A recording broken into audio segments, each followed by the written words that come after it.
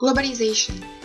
It is led by the consumer class that is generally found in the developed world. It includes more than 1.7 billion people in the world, mostly found in North America, Western Europe, and China. Here is how the vicious circle is made. The consumer class is increasing and more people has to be fed to increase the demand, which urges companies to emphasize on mass production machine.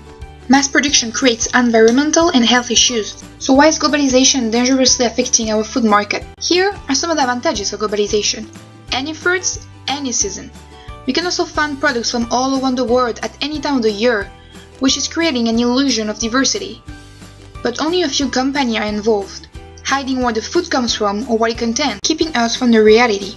The society is not focusing on what is cheaper, bigger, and faster. Industries focus on bad calories because it is produced at a cheaper price. To eat well in the society, it costs more than to eat badly. This is why fruits and vegetables are more expensive than fast food meals. The reality is there is no more farms, but factory instead. A chicken never sees the sunlight, and cows are locked into houses forced to eat food they're not supposed to. Farmers are feeding cows and chicken with corn, because corn is the cheapest product. However, cows don't eat corn, they eat grass. But corn contains a lot of bacteria. Antibiotics are put in the food that pass through the corn.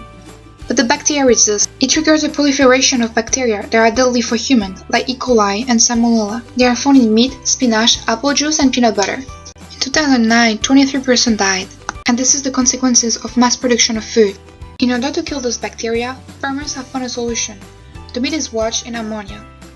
Yes, same product used to disinfect toilets and mop floors. Another impact of globalization on food is genetically modified organisms. 78% of our food contains GMO. It increases chance of contracting cancer, especially tumor, but also liver and kidney damage. Mexico's economy is built on corn and coffee, two products suffering from globalization. Coffee has become the trend product that is sold around the world. The leading country is the US, with 400 million of cups consumed per day. Coffee is the primary source of income for millions of Mexicans, but it is by half the cost of production, which leads to an unfair trade. Farmers can compete against the price pressure from the US.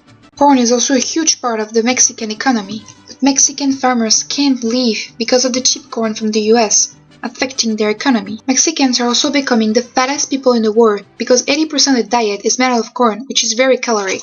Corn is such a remarkable plant. Of course, meat contains corn, and many other products, but it is mostly used to feed cattle and other farm animals.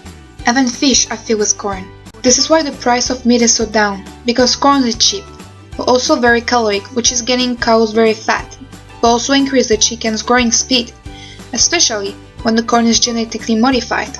A farmer used to feed 6 people, but now, because of mass production, a farmer must feed around 162 people. The world is running out of food, and farmers are adjusting themselves to the market. Food has been so globalized that we even forget what a fruit should look like.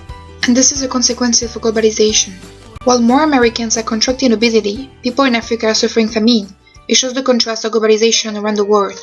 But we, the consumer society, have the chance to change the system. We actually have 3 chances per day.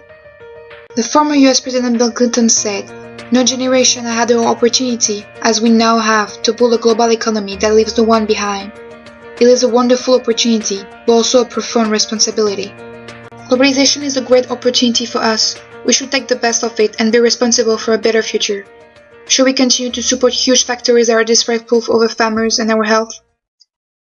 Or should we make a difference?